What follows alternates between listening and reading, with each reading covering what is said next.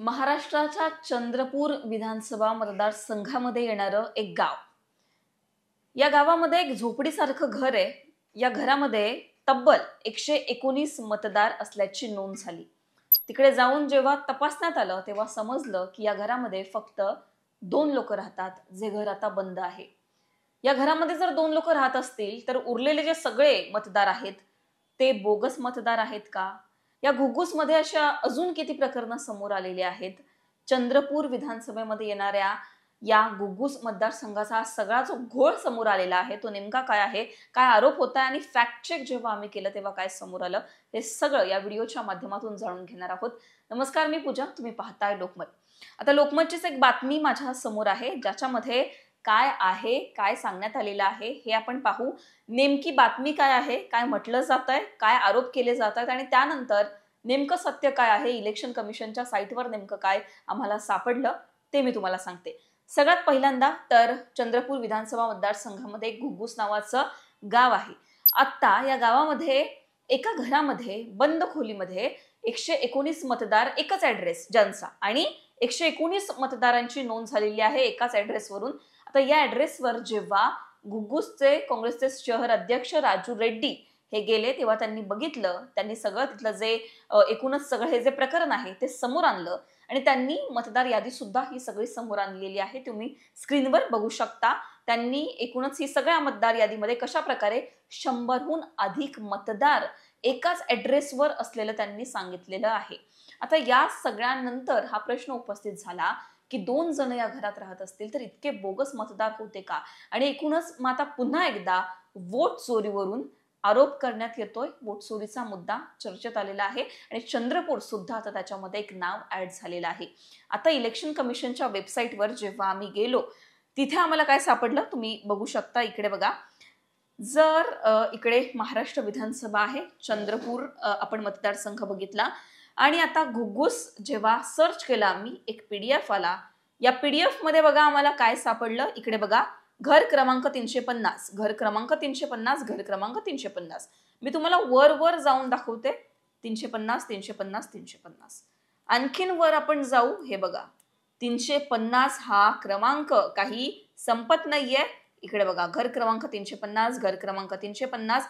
एकूणच जर आपण बघितलं तर 119 मतदार एकाच ऍड्रेसवर आपल्याला पाहायला मिळत आहे.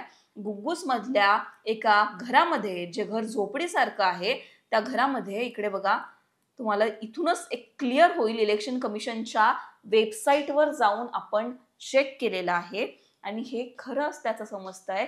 घुग्गुस मध्ये एका बंद खोलीमध्ये, जे घर झोपडीसारखं आहे त्या घरामध्ये 100हून अधिक मतदार इथे आपल्याला दिसत आहेत. तर इलेक्शन कमिशनच्या वेबसाईटवरच आपल्याला हे पाहायला मिळत आहे. आता यानंतर असं म्हणण्यात येतंय की हा सगळा जो घोळ आहे या घोळाला इलेक्शन कमिशन काय उत्तर देणार आहे का? आता यावर जो आरोप केलेला आहे काँग्रेसच्या शहर अध्यक्ष, घुग्गुस मधल्या शहर अध्यक्षांनी, ते नेमकं काय म्हणाले ते आधी पहा. देश के नेते, विरोधी पक्ष नेते सम्माननीय राहुल गांधी जी ने बीते कई दिनों से इलेक्शन कमीशन को डेटा मांग रहा. उन्होंने इलेक्ट्रॉनिक डेटा ना देते हुए सादा डेटा में उन्होंने पेपर में दिया गया है. साथ ही साथ आप लोगों को मालूम है कि लोकसभा का इलेक्शन हुआ उस टाइम पर पूरा माहौल कांग्रेस की तरफ था, लेकिन जब विधानसभा का इलेक्शन हुआ तो माहौल पूरा भाजपा तरफ गया. कहीं ना कहीं इलेक्शन कमीशन के ऊपर में डाउट आ रहा था. माननीय राहुल गांधी जी ने जिस तरीके से उन्होंने पड़ताल किया, उसके बाद घुग्गुस शहर कांग्रेस कमेटी की ओर से हम पूरे लोग मिलकर पड़ताल करे. 350 घर में 119 वोट पाया गया है. 119 वोट में हमने यहाँ पड़ताल करने के बाद पता लगा कि 2 ही लोग रहते हैं, 2 ही वोट है, 600 फुट का घर है. कहीं ना कहीं इलेक्शन कमीशन भाजपा के फेवर में काम कर रहा है. इसीलिए कांग्रेस कल प्रेस कॉन्फ्रेंस लेके उजागर किया. साथ ही साथ घुग्गुस में और कई जगह ऐसा मतदान मिलने का 100% चांसेस है, जिस मतदान को हेराफेरी करते बढ़ाते जा रहे हैं और भाजपा के फेवर में काम करने के लिए लगाते जा रहे हैं. इसीलिए मैं कांग्रेस तरफ से विनती करता हूं कि उनके ऊपर देशद्रोही की गुना दाखिल होना चाहिए, अन्यथा आने वाले दिनों में कांग्रेस की तरफ से बड़ी आंदोलन छेड़ा जाएगा.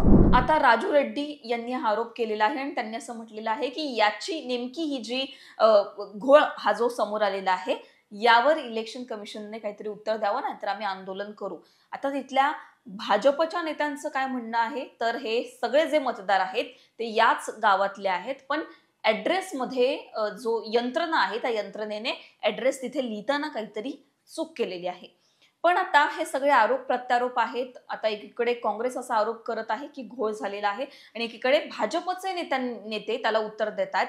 पण आपण जेव्हा इलेक्शन कमिशनच्या साईटवर जाऊन बघितलं तर तेव्हा आपल्याला हे दिसतंय की एकाच ऍड्रेसवर आपल्याला इतक्या म्हणजे 100हून अधिक मतदारांची नोंद झालेली पाहायला मिळतेय. आता हे फक्त एक उदाहरण आहे. याच PDF मध्ये जेव्हा मी अजून सर्च केलं तेव्हा असं दिसलं की एकाच ऍड्रेसवर असे सुद्धा काही मतदार आपल्याला पाहायला मिळत आहेत, जे 10 ठिकाणी एकाच ऍड्रेस मतदारांचा पाहायला मिळतोय. 7-8 ठिकाणी एकच ऍड्रेस मतदारांचा पाहायला मिळतोय. आता प्रत्येक ठिकाणी जाऊन हे तिथे तपासावं लागणार आहे की खरंच एका घरामध्ये जिथे एक जण राहतो किंवा जे घर बंद आहे किंवा ज्या घरामध्ये फक्त 2 लोक राहतात त्या घरामध्ये 7 ते 8 मतदारांची कशी नोंद होते, त्या घरामध्ये 100हून अधिक मतदारांची नोंद कशी होते. मग हे सगळे मतदार बोगस आहेत का? जो आरोप राहुल गांधी करतायत तो आरोप खरा मानावा का? हे प्रश्न उपस्थित होत आहेत, कारण या प्रश्नांवर इलेक्शन कमिशन आता उत्तर देणार का हे पाहणं महत्वाचं असणार आहे. पालघरमध्ये तुम्ही जर बघितलं तर पालघरचा सुद्धा मुद्दा ताजाच असताना आता चंद्रपुरामधला सुद्धा हा घोळ समोर आलेला आहे. त्याच्यामुळे या सगळ्यांवर आता नेमकं उत्तर काय मिळतं ते पाहावं लागणार आहे. तुम्हाला यावर काय वाटतं हे कमेंटमध्ये कळवा. लोकमतला सबस्क्राईब केलं नसेल तर सबस्क्राईब करायला विसरू नका. हा व्हिडिओ पाहिल्याबद्दल धन्यवाद.